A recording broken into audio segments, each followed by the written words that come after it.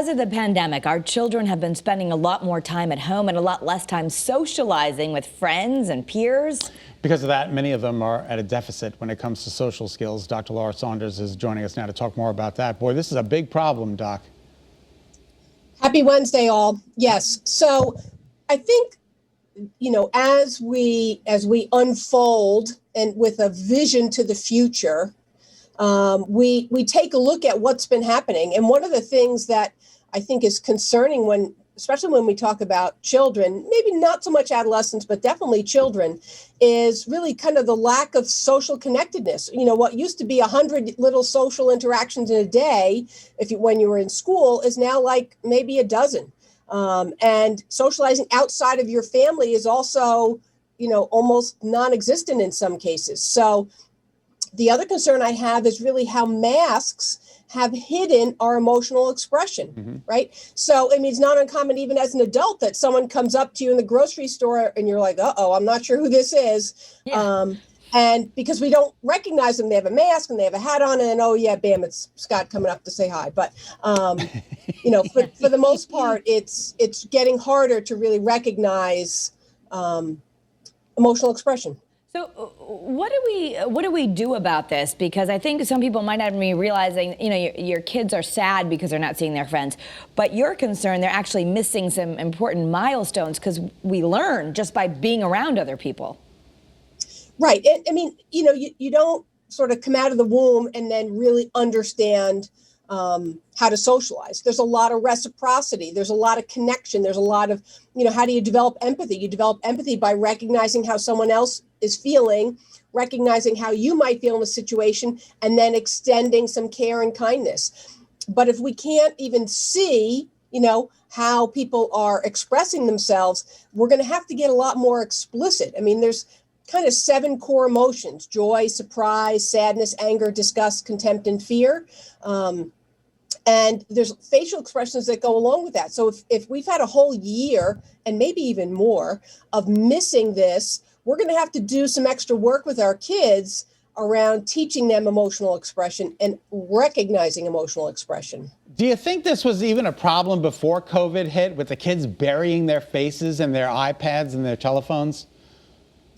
Clinically, I do think it's been an emerging problem. I work with teens and young adults, and most of them don't even know how to make a phone call. Exactly. Right? They don't know how to actually interact with someone via the phone, how to have a greeting, how to wait for the other person to respond, because you're just so used to texting. So Has this been an emerging issue? Absolutely. But I think COVID and some of the masks have just made it worse. Well, you don't always know when someone's wearing a mask around here in the studio. We're like, I'm really smiling. I swear I'm smiling. Can't tell. But what do we do? You have some solutions that may not be as good as the real thing, but you have some advice for parents. Well, I think let's start with modeling emotional expression as adults, as caregivers, as guardians, as if you get to see your grandparents, to really model emotional expression. Boy, I feel really sad today because of whatever, to really kind of talk about that openly, which really means that you're labeling how you feel. So in some of these interactions with the people you actually do get to interact with, label those emotions so that kids get to see, oh, wow, she was sad and her shoulders were kind of slumped. She was leaning forward. So they get to pick up on some of the, the body cues that give out also how someone is feeling. Really talking about it openly with your kids. How did you know your friend was sad? How did they look? What did they say? What was their body like? So it's becoming more aware of whole body language as a form of communication. And what is this? Teach emotion words to children? Is that all a part of the process? Yeah, it really is about teaching your kids how to identify how they feel. So I feel sad. I feel okay. I feel happy. I feel angry today. I feel tired. It's really teaching them how to express themselves. I'm really trying to move away, not just in clinical settings, but in all settings, of people saying I'm okay or I'm fine, because they're not very descriptive of how you feel, but really helping people understand and identify more specifically how you feel and putting a label to it. That's funny, because when I say I'm fine, that means get out of my way. And that everything is going to hell in a handbasket. Right. How are you doing so today? It's not a very Fine. descriptive word. Yeah. I'm fine, Tara. Yeah. Or you're seeing, or we don't have much time left, but some good idea that this is the best we can do right now is even letting, and if you're getting those emotions from your kids where they're always saying I'm angry or I'm sad or I'm bored, even validating that that's sort of normal right now, but at least they know what they're feeling.